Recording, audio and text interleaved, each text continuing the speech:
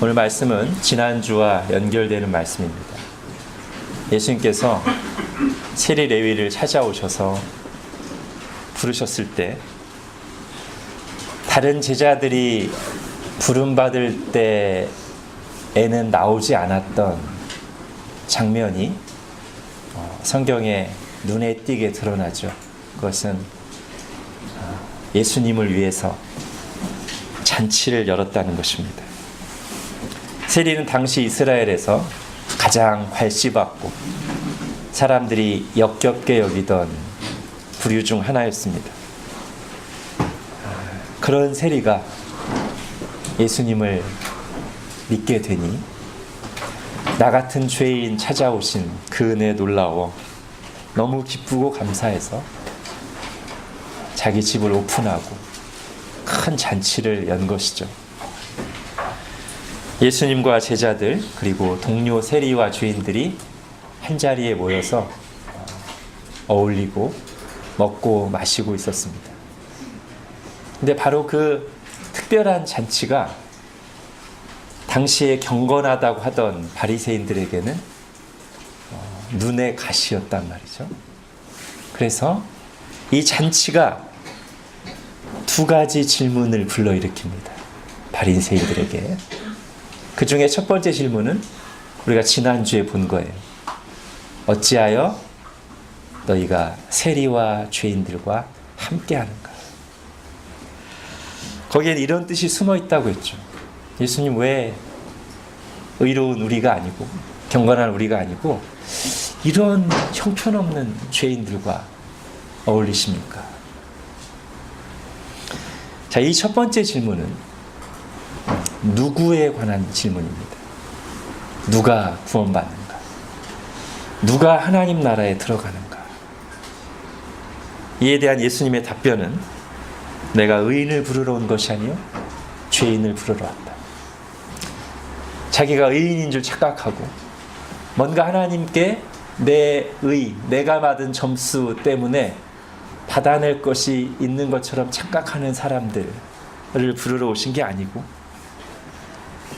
자기 점수로는 하나님께 그 어떤 것도 구할 수 없는 내가 받은 낙제점 때문에 심판받아 마땅하다고 여기는 자들, 그 자격 없는 자들에게 값없이 은혜를 베풀러 왔다. 이렇게 말씀하신 겁니다. 그리고 거기에 바로 우리가 구원받은 이유가 있다고 했습니다. 예수님이 아무 자격 없는 너무나 형편없는 죄인을 부르러 오신 분이기에 예수님이 그런 분위기에 내가 구원받은 것이다. 그것이 지난주 본문에서 우리가 들어야 될 메시지라고 했죠. 자, 오늘 본문에 이제 세리 레위의 잔치가 불러온 두 번째 질문, 두 번째 문제 제기가 나옵니다. 우리 33절 한번 보겠습니다. 같이 읽겠습니다. 시작. 그들이 예수께 말하되 요한의 제자는 자주 금식하며 기도하고 바리새인의 제자들도 또한 그리하되 당신의 제자들은 먹고 마시나이다. 지난주와 같은 형식의 질문으로 만들면 이런 거예요. 어찌하여 당신의 제자들은 우리들처럼 정기적으로 금식하지 않습니까? 실제로 이 같은 사건을 다룬 마가복음 본문을 보면 정확히 그렇게 되어 있습니다. 여러분 핸드아웃에도 있죠? 마가복음 2장 18절. 요한의 제자들과 바리새인의 제자들은 금식하는데 어찌하여 당신의 제자들은 금식하지 아니하나이까? 여러분, 첫 번째 문제 제기가 제가 누구에 관한 것이라고 했죠. 왜 이런 사람을 부르시는가? 이게 레위의 잔치를 보면서 바리새인들이 제기한 첫 번째 질문이었다면 이 두 번째 질문은 어떻게 해야 되나? 즉, 왜 이런 식으로 신앙생활 하는가? 첫 번째는 왜 이런 형편없는 자들을 부르시는가? 두 번째는 왜 이런 식으로 신앙생활 하는가? 여러분, 지난주 이 누구에 관한 질문을 그 말씀을 생각할 때 우리가 어떤 메시지를 찾고 적용했는지를 다시 한번 생각해 보십시오. 그 본문을 우리가 살피면서 내가 잘난치 않은 의인을 부르러 온 것이 아니라 죄인을 부르러 왔다고 한 말씀을 듣고 우리가 그렇다면 나는 겸손한 사람인가, 교만한 사람인가. 물론 이 적용이 쓸모없는 건 아니지만 그게 핵심이 아니라고 제가 분명히 말씀드렸죠. 그걸 적용하기에 앞서 그 본문을 보면서 정말 우리가 발견해야 될 메시지는 제가 서두에도 말씀드린 것처럼 예수님이 죄인을 부르러 오지 않으셨다면 내가 구원받을 수 없었을 것인데, 예수님이 그런 형편없는 죄인을 부르러 오신 분이기에, 참으로 그가 그런 일을 하셨기에 나 같은 죄인도 구원받을 수 있다. 이게 메시지라고 했단 말이에요. 즉 예수님이 어떤 분이시고 그가 무슨 일을 하셨는가, 여기에 초점을 맞춰서 본문을 봐야 되고 거기에 진정한 적용점이 있다고 제가 말씀드렸어요. 오늘도 마찬가지입니다. 오늘은 제가 뭐에 관한 질문이라고 했어요? 어떻게, 그렇죠? 이것도 같은 방식으로 메시지를 찾아야 돼요. 이 말씀을 오늘 본문을 듣고 나서 그럼 내가 어떻게 신앙생활 할 것인가, 이걸 할 것인가 말 것인가, 그것도 필요합니다만 만일 그런 적용으로만 나가고 그친다면 오늘 핵심을 놓치는 거예요. 오늘 본문에서. 오늘 본문의 핵심도 역시 예수님이 누구신가요? 그가 무슨 일을 하셨는가요? 그래서 예수님이 이 땅에 오신 일이 무슨 의미가 있는가? 즉 하나님의 아들이 이 땅에 오시고 그가 십자가를 지신 일이 이 세상에, 이스라엘에게, 그리고 나에게 어떤 결정적인 변화를 가져왔는가? 이걸 바로 아는 거. 이게 핵심이란 말이에요. 실제로 오늘 본문에서 이 문제 제기한 사람, 왜 당신의 제자들은 금식하지 않습니까? 라고 문제 제기한 사람들이 깨달아야 될 내용이 바로 그거거든요. 만약에 예수님께서 이 땅에 오심으로써 어떤 결정적인 변화가 일어났는가를 바로 알고 붙잡지 않는다면 오늘 이 본문의 바리새인들은 그들의 신앙적인 열심을 가지고 계속 예수님과 충돌하는 그런 상황을 벗어날 수 없게 되는 거예요. 그리고 우리도 마찬가지입니다. 누구든지 성경을 펼치고 신앙의 열심을 내면서 바리새인과 같은 오류에 빠질 수 있어요. 그러니 오늘도 우리는 예수님과 그분이 하신 일에 초점을 맞추도록 합시다. 다시 한번 33절을 보겠습니다. 이번에 바리새인들은 세례 요한까지 끌어들였어요. 여러분, 세례 요한이 어떤 사람이에요? 당시 이스라엘에서 가장 유명하고 가장 존경받는 선지자였고요. 특히 그가 하나님께 받은 사명은 뭐냐면 그리스도의 길을 예비하는 거예요. 사람들에게 예수 이분이 그리스도라고 소개하는 거예요. 그리고 실제로 그렇게 했어요. 세례 요한이. 이스라엘 군중들의 관심이 세례 요한 자신에게 향하고 그 세례 요한의 인기가 절정에 다다랐을 때 예수님을 소개했단 말이에요. 여러분, 나는 그리스도가 아닙니다. 그는 내 뒤에 오십니다. 그분이 얼마나 크신 분인지 나는 그분의 신발끈을 풀기도 감당할 수 없습니다. 그리고는 예수님이 나타나시자 사람들에게 예수님을 소개하며 말합니다. 보라, 세상 죄를 지고 간 하나님의 어린 양이로다. 여러분, 오늘 본문에 나오는 바리새인들은요, 사실 세례 요한을 좋아하지 않았습니다. 그렇지만 적어도 오늘만큼은 자신들의 필요에 의해서 이제 세례 요한까지 들먹이면서 문제 제기를 하는 거예요. 이렇게 말하는 거죠. 예수님, 이스라엘에서 가장 존경받는 선지자요, 바로 당신을 사람들에게 소개한 그 세례 요한과 그의 제자들도 자주 금식하며 기도합니다. 그리고 우리 바리새인들도 그렇게 하고 있습니다. 그런데 당신의 제자들은 금식하지 않고 먹고 마십니다. 제가 좀 더 편한 말로 풀었으면 이렇게 말할 수 있을 거예요. 세리 레위 같은 죄인들도 구원하시고 부르신다고요? 그래요. 뭐 죄인을 부르러 오셨다니까 그건 그렇다고 치죠. 그러면 그렇게 형편없는 죄인들을 부르셨으니 더 빡시게 훈련해야 되는 거 아닌가요? 당신의 제자들은 왜 이렇게 널널하게 신앙생활을 합니까? 당최 경건해 보이지가 않아요. 세례 요한의 제자들과 우리 바리새인들처럼 이렇게 프로그램 있잖아요. 이거 일주일에 2번씩 금식하고 이렇게 정기적으로 딱 해야 되는데 왜 얘네들은 맨날 먹고 마시고 잔치 모드냐고요. 이렇게 말하는 거죠. 물론 예수님께서 제자들을 잔치집에만 데리고 다니시거나 늘 쉽고 편하게만 해주신 것은 결코 아닙니다. 제자들을 둘씩 짝지어서 이스라엘 온 동네를 다니며 전도하도록 하는 현장 실습도 보내셨고요. 함께 산에 올라 기도하기도 하셨고요. 때로는 아주 엄중하게 정말 심하게 꾸짖기도 하셨습니다. 예수님과 배 타고 가다가 죽을 뻔한 적들도 있고요. 아주 험악한 귀신을 맞닥뜨린 적도 있습니다. 사실 예수님의 제자도는 아주 급진적인 것이어서 어떤 부자에게는 가진 재산을 다 팔아 가난한 자들에게 주고 나를 따르라 말씀하기도 하셨고요. 누구든 나를 따라오려거든 자기를 부인하고 자기 십자가를 지고 나를 따르라. 그 무엇 그 누구보다 나 예수를 최우선순위에 두고 사랑해라.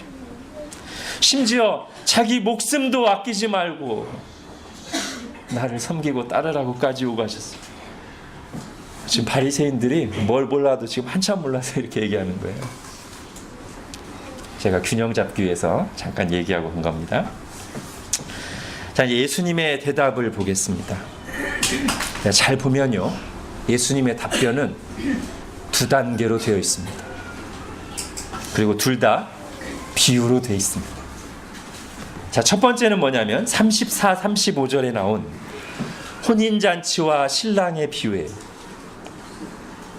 혼인집 손님들이 신랑과 함께 있을 때 어떻게 그 손님들이 금식할 수 있는가? 이게 첫 번째 답변이고요. 두 번째는 36절부터 39절에 나오는 새 옷에서 일부를 오려다가 헌 옷을 메우고 또는 새 포도주를 낡은 가죽 부대에 부으면 안 된다. 이거 그냥 합쳐서 이게 하나입니다. 합쳐서 그냥 새 포도주 비유라고 하겠습니다. 자, 지금 2가지로 예수님이 답변하신 거예요. 바리새인들의 질문에. 그렇게 하신 이유는, 즉 2단계로 나눠서 대답하신 이유는 그들이 문제 제기하며 내세운 이 금식이라는 것, 이 금식이라는 것이 상징하는 바가 2가지 의미가 있기 때문에.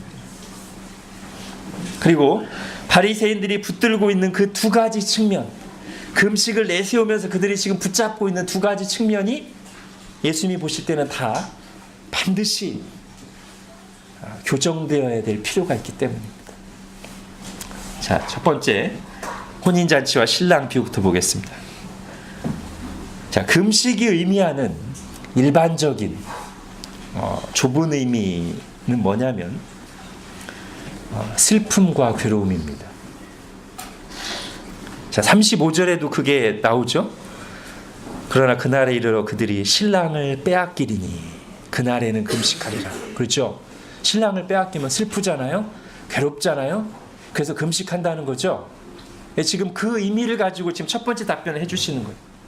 즉 금식하며 기도한다는 것은 하나님 앞에 나아가 슬픔, 괴로움, 간절함을 표현하면서 뭔가를 구하고 기다리는 거죠. 용서와 구원과 회복과 도우심을 구하는 거란 말이에요. 바리새인들의 금식은 예수님 당시의 이스라엘의 상황과 관련된 것일 겁니다. 당시 이스라엘은 오랫동안 이방인들의 지배를 받았어요. 바벨론에게 나라가 망해서 포로로 끌려갔었고요. 돌아온 뒤에도 페르시아의 지배를 받고 헬라 제국의 지배를 받고, 예수님 당시에는 어느 나라요? 로마 제국의 식민지였단 말이죠. 자, 그런 상황 속에서 자신들을 구원해 줄, 이스라엘 나라를 회복시켜 줄 메시아 그리스도를 기다리고 있었단 말이에요. 이 나라의 아픈 현실을 생각하면서 정기적인 금식을 하고 있었단 말이죠. 그 지금 예수님께 따지듯이 묻는 겁니다. 왜 당신의 제자들은 거기에 동참하지 않는 것입니까? 예수님의 첫 번째 비유는 바로 그 질문에 대한 답변이에요. 34절을 다시 한번 읽겠습니다. 시작. 예수께서 그들에게 이르시되 혼인집 손님들이 신랑과 함께 있을 때 너희가 그 손님으로 금식하게 할 수 있느냐? 예. 예수님 이렇게 대답하시는 거예요. 왜 내 제자들이 먹고 마시느냐고? 왜 잔치하고 있느냐고? 지금이 그럴 때야. 금식할 때가 아니고 지금은 잔치할 때야. 너희가 그토록 기다리고 고대하던 그리스도가 왔고 지금 너희 눈앞에 있지 않느냐. 내가 지금 너희 가운데 거하며 하나님 나라를 가져오고 있지 않느냐. 제자들뿐만 아니라 온 이스라엘이 기뻐해야 할 때가 아니냐. 지금 상황에 맞게 행동하는 건 금식하는 너희가 아니라 잔치에서 먹고 마시며 즐거워하는 내 제자들이다. 이렇게 말씀하시는 거예요. 그리고 그 대답 중에는 예수님이 장차 당하실 고난도 암시되어 있죠. 35절에. 그러나 그날에 이르러 그들이 신랑을 빼앗기리. 그날에는 금식하리라. 그리고 이 말씀은 35절 말씀은 지금 예수님께서 하시는 대답이 금식하는 것 또는 금식하며 기도하는 것 자체를 반대하시는 것은 아니라는 것을 분명히 보여줍니다. 왜 금식하지 않느냐 하는 문제제기에 대한 예수님의 첫 번째 답변은 금식을 해야 되냐 말아야 되냐보다 훨씬 더 중요한 진리를 지금 말씀하고 있는 거란 말이에요. 예수님이 누군지 그리고 지금이 어느 때인지. 예수님은 그리스도시고 바로 그 그리스도가 구약의 예언을 성취하면서 이 땅에 와 있는 지금 그 감격적인 순간이라는 것을 말씀하시는 거예요. 그리고 바로 거기에 제자들이 잔치하는 이유, 먹고 마시며 즐거워하는 기쁨의 이유가 있다는 거죠. 이것은 예수님이 탄생하시던 날 하늘에서 울려 퍼졌던 메시지와 연결되는 것입니다. 그럼 누가복음 2장 10절 11절 보겠습니다. 같이 읽겠습니다. 시작. 천사가 이르되 무서워하지 말라. 보라 내가 온 백성에게 미칠 큰 기쁨의 좋은 소식을 너희에게 전하노라. 오늘 다윗의 동네 너희를 위하여 구주가 나셨으니 곧 그리스도 주시니라. 여러분 말하자면 지금 제자들은 이때 천사들이 말한 그 기쁨, 온 백성에게 미칠 큰 기쁨, 그 기쁨에 지금 참여하고 있는 중이란 말이에요. 구주 그리스도가 이 땅에 오셔서 우리와 함께 계시니 기뻐하고 있는 거란 말이죠. 여러분, 왜 예수님의 탄생이 온 백성에게 미칠 큰 기쁨의 좋은 소식이에요?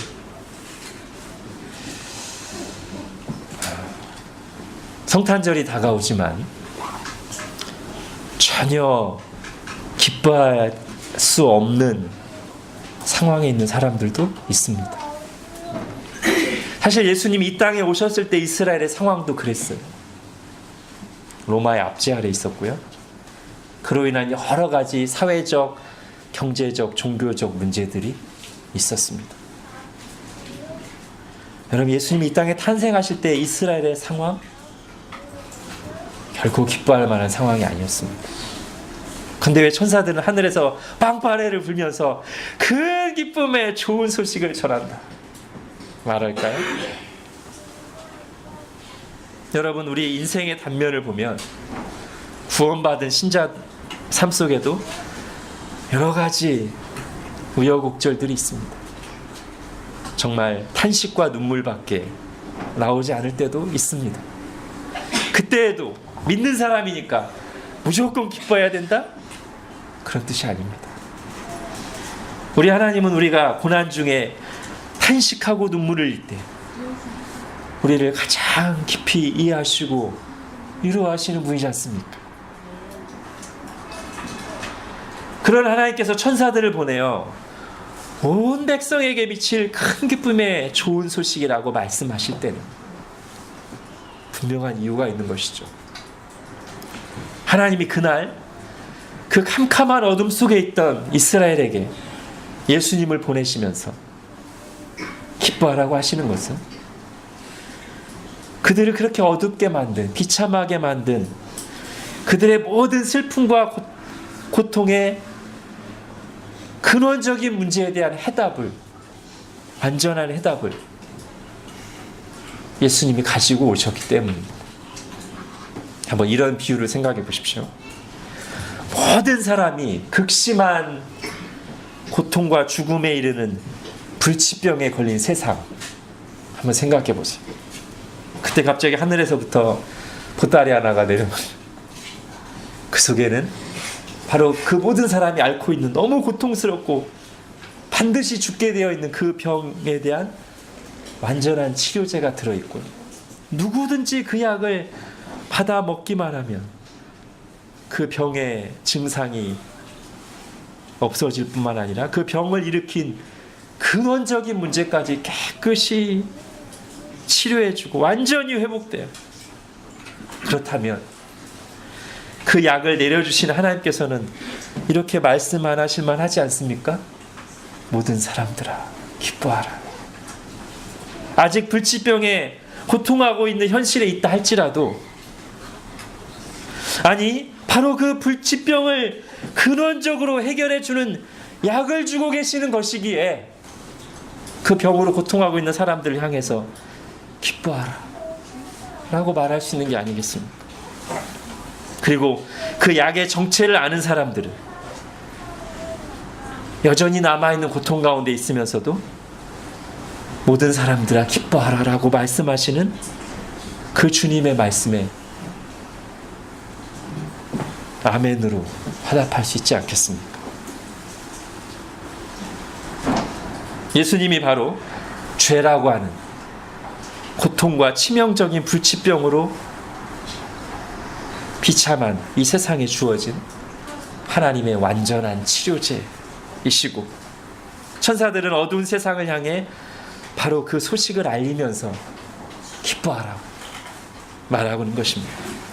그리고 예수님은 오늘 본문에서 바로 그 당사자로서 죄라는 불치병에서 인생들을 구원하시는 그 자신으로서 제자들이 왜 금식하지 않고 기뻐하며 잔치에 참여하고 있는지를 바리새인들에게 깨우쳐주고 계신 것이죠. 혼인집 손님들이 주인공 신랑과 함께 있는데 어찌 기뻐하지 않을 수 있겠느냐. 죄에서 인생들을 구원하기 위해 이 땅에 온 큰 기쁨의 좋은 소식인 나 그리스도가 지금 함께 있는데 어찌 죄인들이 기뻐하지 않을 수 있겠느냐 라고 말씀하시는 거예요.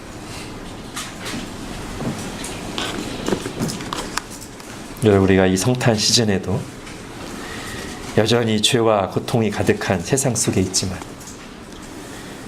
이 예수님 때문에 기뻐하고 감사할 수 있기를 바랍니다. 자, 이제 두 번째 예수님의 답변을 보겠습니다. 새 포도주 비유입니다. 첫 번째 답변이 금식이 가지는 일반적인 의미, 좁은 의미에 대한 답변이라고 했죠. 즉 금식은 슬픔과 괴로움의 때 하는 것인데, 예수님은 지금은 금식할 때가 아니고 내가 왔기 때문에 기뻐할 때야 라고 비유로 말씀하셨다며, 이제 예수님의 두 번째 비유, 새 포도주 비유는 금식이 상징하는, 특히 정기적인 금식이 상징하는 보다 넓은 의미에 대한 답변이에요. 자, 바리새인들은 지금 예수님과 제자들을 향해 이렇게 따지고 있는 것입니다. 왜 당신의 제자들은 우리와 같이 정기적으로 금식하며 경건의 의무를 다하지 않습니까? 이걸 좀 보편화시켜서 말하면 이런 말이에요. 왜 우리와 같은 방식으로 하나님을 섬기며 신앙생활하지 않습니까? 이거예요. 정기적인 금식을 하는 것과 같은 방식. 즉 정기적인 금식으로 대표되는 어떤 형식과 규례를 지킴으로써 하나님께 나아가는 방식, 또는 그렇게 어떤 형식과 규례를 지키는 것으로 자신의 신앙을 확인하고 증명하고 드러내는 방식. 근데 왜 당신의 제자들은 그러지 않느냐는 거죠. 바리새인들은 지금 그 부분에 대해서 불만을 드러내며 따지는 거예요. 어쩌면 이 날이 또 금식하는 날이었을 수도 있죠. 그래서 바리새인들은 배 쫄쫄 굶으면서 금식하고 있는데 눈앞에서 예수님이 세리들과 죄인들과 먹고 마시며 즐거워하니까 더 뿔따구가 나서 왜 당신들은 이날에 금식해야 되는 이날에 금식하며 경건의 의미를 다해야 되는 이날에 우리 눈앞에서 먹고 마시며 즐거워합니까? 이런 것일 수도 있어요. 예수님의 두 번째 비유는, 즉 새 포도주와 새 부대의 비유는 바로 그런 문제 제기에 대한 답변입니다.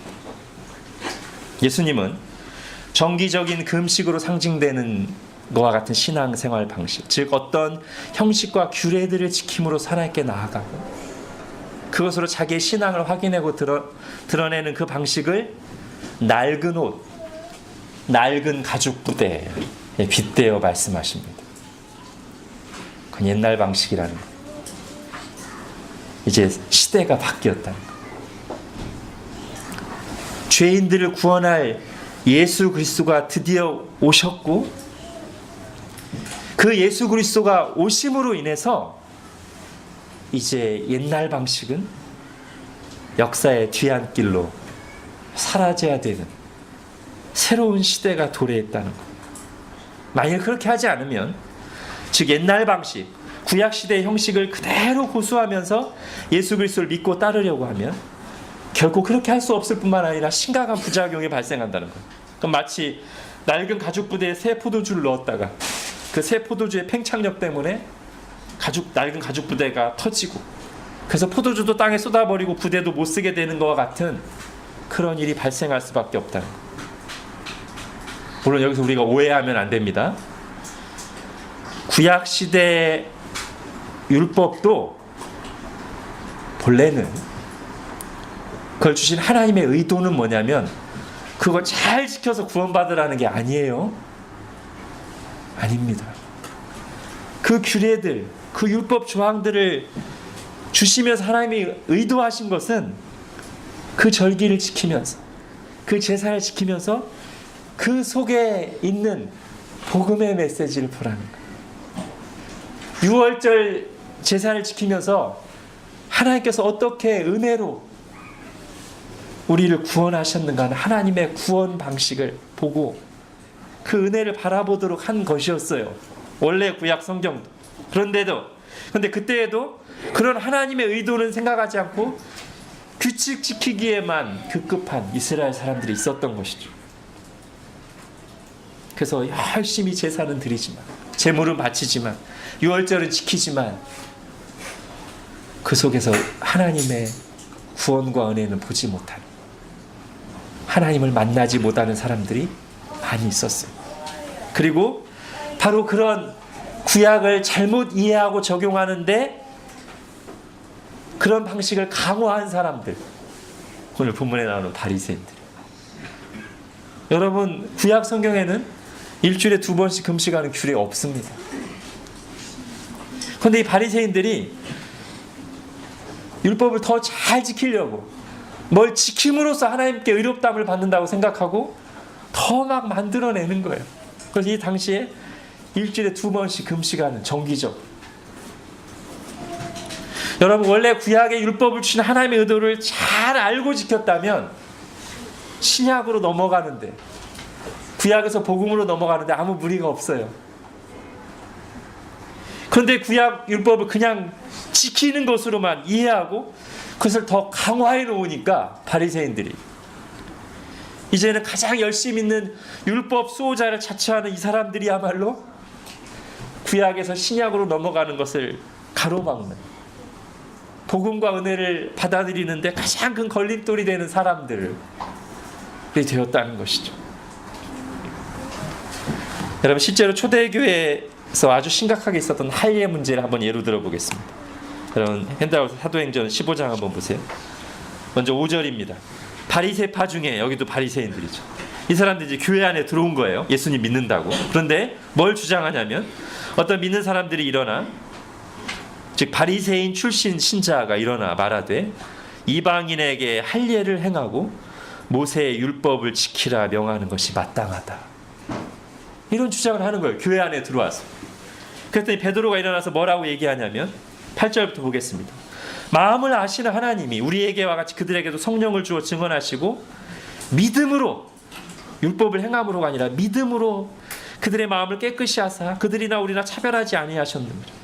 근데 지금 너희가 어찌하여 하나님을 시험하여 우리 조상과 우리도 능히 매지 못하던 멍에를 제자들의 목에 두려는. 그러나 우리는 그들이 우리와 동일하게 주 예수의 은혜로 구원받는 줄을 믿노라. 이게 이제 예루살렘 총회의 결론이, 이게 성경의 메시지. 그런데 이렇게 결정한 이후에도 할례를 받아야 된다고, 모세의 율법과 규례들을 지켜야 된다고 주장하는 사람들과 그런 말에 흔들리는 이방 신자들 때문에 사도 바울이 평생 얼마나 치열하게 싸우며 고통을 겪었던지요. 근데 여기서 우리가 한번 생각해 봅시다.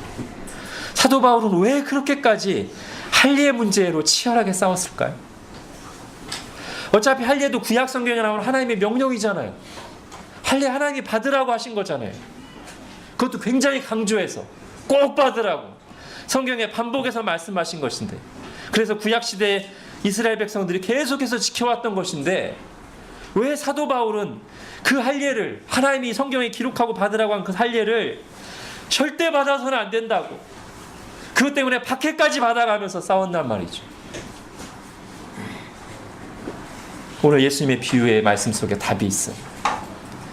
그렇게 하면 포도주도 쏟고 가죽 부대도 망치기 때문에, 그렇게 하면 믿음으로 구원받는다는 복음의 진리도 훼손되고 이스라엘 백성에게 할례를 주신 원래 하나님의 의도도 오염되기 때문이에요. 왜 할례를 받으면 복음의 진리가 훼손됩니까? 예수님도 믿고 할례도 받으면 되잖아요. 할례를 받아야 한다고 주장하는 유대주의자들의 말에 흔들려서 할례를 받았거나 받으려고 했던 이방 신자들의 마음을 한번 생각해 보면 그 이유를 우리가 분명히 알게 됩니다. 왜 그들이 너희 할례도 받아야 돼 라고 하는 유대주의자들의 말에 흔들렸을까요? 왜 할례를 받으려고 했을까요? 유대주의자들이 와서 그래야 할례를 받아야 구원이 확실하다고 말했기 때문이에요. 구약 성경을 펼치면서 성경 구절을 딱 보여주면서, 자 여기 봐봐, 하나님이 언약 백성들에겐 할례 꼭 받으라고 했지, 그렇지 않으면 이스라엘에게서 끊어진다고 말씀하셨지 라고 할 때 이방 신자들이 흔들렸는데 뭐가 흔들렸냐고요. 내가 구원받은 것은 내 공로가 아니고 오직 예수 그리스도의 십자가 은혜로 구원받았다는, 그게 흔들린 거예요. 예수 그리스도로 충분합니다라는 신앙 고백이 흔들린 거라고요.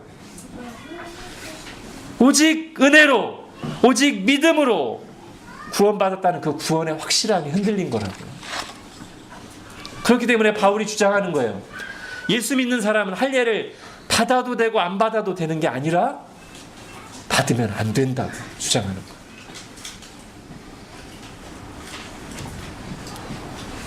오직 예수님을 믿음으로만 구원받는다는 그 은혜, 그 복음의 진리를 분명히 할 때 할례는 받아도 되고 안 받아도 되는 게 아니라 안 받아야 된다는 것이죠.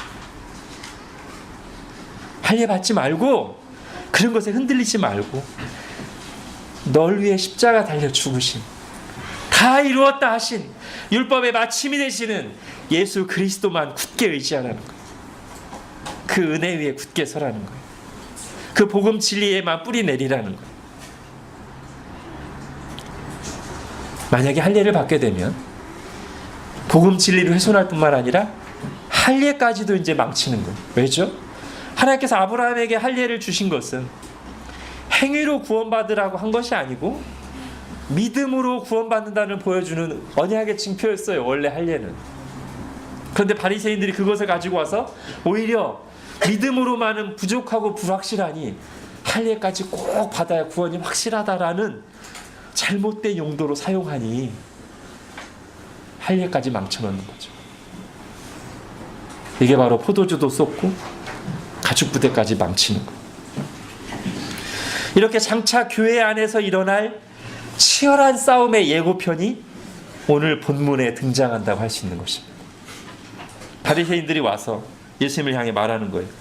왜 당신을 따른 자도 우리처럼 정기적으로 금식하지 않습니까?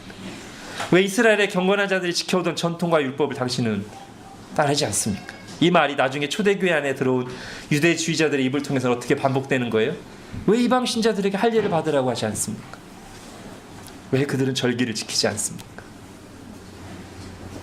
예수님은 그에 대해 이미 오늘 말씀의 비유를 통해서 분명하게 답하시는 겁니다. 새 포도주를 낡은 가죽 부대에 넣는 자가 없나니. 아니, 그렇게 하면 새 포도주가 부대를 터뜨려 포도주도 쏟아지고 부대도 못 쓰게 되리라. 새 포도주는 새 부대에 넣어야 한다. 그리고 마치 장차 교회 안에서 일어난 어려움을 내다보시듯이 경고의 말씀을 덧붙이시죠. 39절에. 그 말씀의 의미는 뭐예요?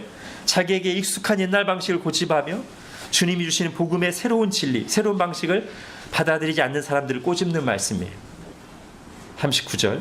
묵은 포도주를 마시고 새 것을 원하는 자가 없나니 이는 묵은 것이 좋다 함이니라. 자, 이제 우리에게 적용하겠습니다. 여러분, 우리는 유대인들이 아니죠? 이스라엘 사람들이 아니에요. 그러므로 우리가 믿을 때 구약의 율법과 유대적인 전통이 우리에게는 없어요. 그래서 어떤 면에서는 우리는 이스라엘 사람들이 겪었던 갈등과 진통에서 자유로울 수 있을 것이라고 생각할 수도 있습니다. 그러나 실제로는 그렇지가 않아요. 왜 그러죠? 어떤 한 사람이 예수 그리스도를 만나고 진지하게 하나님을 믿게 되면 어떤 현상이 일어나요? 그 사람은 반드시 이 성경 말씀, 하나님의 말씀을 중심에 둔 사람이 됩니다. 성경 말씀에 나온 교훈과 명령들을 더 이상 가볍게 여기지 않고 진지하게 반응하는 사람이 된단 말이에요. 그게 아주 좋은 것인데, 반드시 그래야 되는데, 신자들은. 그런데 그 시점에 성경에 나오는 초대교회 이방 신자들과 같은 오류에 빠질 위험성이 존재한다는 거예요. 그들이 이제 막 믿음을 갖고 교회 안에 들어와서 성경을 읽기 시작하는데, 특히 구약 성경을 펼쳐 읽을 때 거기에 여러 가지 명령들과 규례들이 나온다는 것이죠. 그걸 어떻게 해석하고 반응할 것인가? 만약 그때 교회 안에 신구약 성경의 통일성과 차이점을 바르게 알고 가르치는 목회자와 교사들이 있어서 신약의 빛으로 구약을 해석해주고, 그리하여 구약에 나오는 여러 가지 예표와 그림자, 절기들, 규례들을 통해 그걸 지키는 쪽으로 나아가는 것이 아니라 그 속에 담긴 복음의 메시지, 절기와 규례와 제사 속에 담긴 예수 그리스도의 복음을 더 풍성하게 보게 해주고 확인시켜 준다면 구약 성경, 신약 성경 어디를 읽든지 간에 복음을 풍성하게 만나고 은혜를 누릴 것인데, 그게 아니라 오히려 구약 성경의 말씀을 아무 해석 없이 자, 성경 말씀에 나왔으니 무조건 지켜라 하거나 구약적으로 표현된 복과 저주들을 문자적으로 그대로 우리에게 적용하게 하면 믿음으로 은혜로 교회 안에 들어온 신자들이 율법에 매이게 된다는 말이죠. 그런 일들이 한국 교회에서도 많이 있어 왔고 지금도 여전히 많이 있습니다. 제가 구약개관을 비롯한 성경 공부를 하면서 이미 그런 부분을 많이 다루었기 때문에 오늘 자세히 다시 말하지는 않겠습니다. 아주 간단하게만 말하면 구약 성경에 나오는 의식법은 오늘날 신약교회가 지키지 않습니다. 아니, 지키면 안 됩니다. 대표적으로 4가지 카테고리: 할례, 음식, 절기, 제사. 이거 우리가 안 지켜요. 아니, 지키면 안 돼요. 우리는 오직 그 속에서 예수 그리스도를 봐야 돼요. 신약성경이 그걸 다 해석해주고 있단 말이에요. 이미 음식에 대해서 해석해주고요. 모든 음식은 깨끗하다. 하에 대해서도 아까 나온 것처럼 다 해석해주고요. 절기도 다 해석해주고 제사도 다 해석해줘요. 그것들은 예표와 그림자라고. 실체는 예수님이라고. 예수를 깊이 생각하라고 우리에게 말해준다는 것이죠. 이제 마지막 적용 하나만 하고 마치겠습니다. 이 잘 들어야 돼요.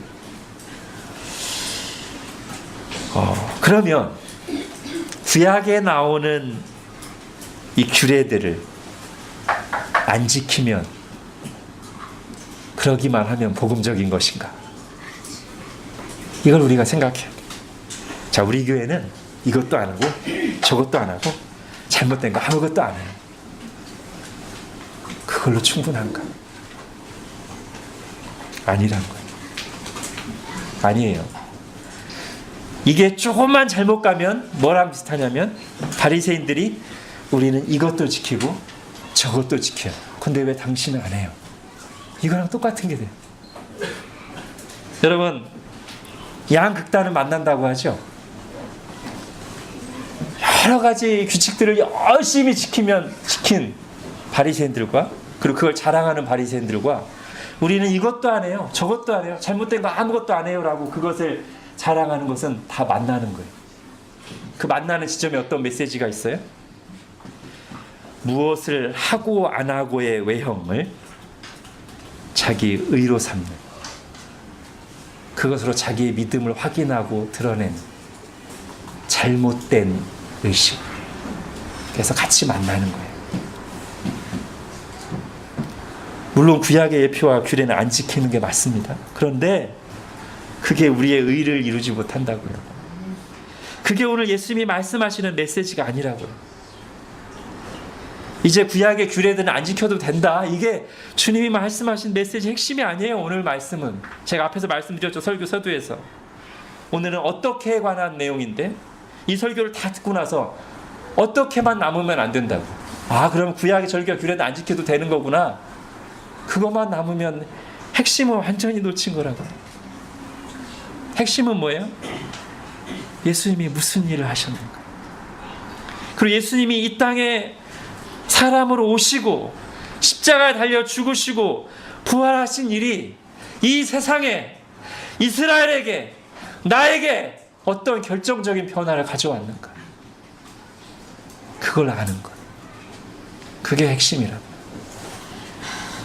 그래서 내가 뭘 지키고 안 지키고를 중요하게 놓는 것이 아니라, 그걸 말하는 모든 성경 구절들 속에서 어떻게 예수님을 발견하고 만나고 그분이 주신 복음의 은혜를 풍성하게 누리는가. 이게 오늘 본문의 최종적인 적용점이라는 것이죠. 예수님이 날 위해 하신 일을 내가 붙들고 있는가. 내가 뭘 지키고 안 지키고가 아니고 예수님이 날 위해 하신 일을 내가 붙들고 있는가. 그 예수님이 내 마음과 삶의 중심에 계십니까?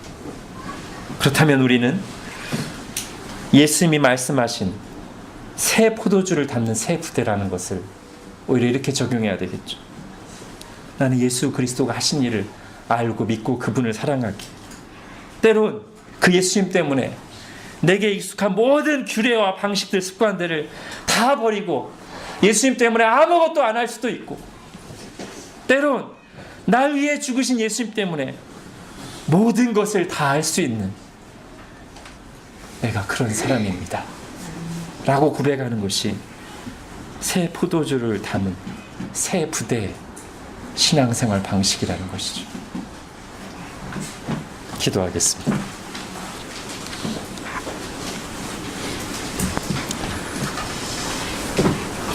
하나님,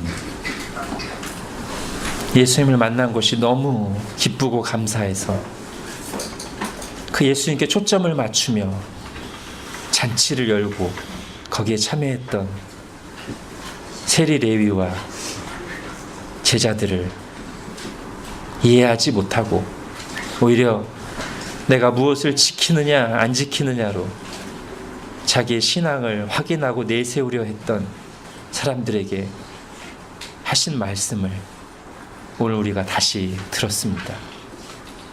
이 말씀을 들으면서 우리는 어떻게, 또 물론 신구약 성경을 바르게 해석해서 적용해야 되겠지만, 그보다 더 예수님이 이 땅에 오신 이유, 그리고 그분이 하신 일, 그리고 그것 때문에 이 세상과 이스라엘과 내 인생에 일어난 결정적인 변화를 아는 것임을, 그것을 붙드는 것임을, 오직 그것만을 붙들고 자랑하는 것임을 다시 말씀을 통해 듣습니다.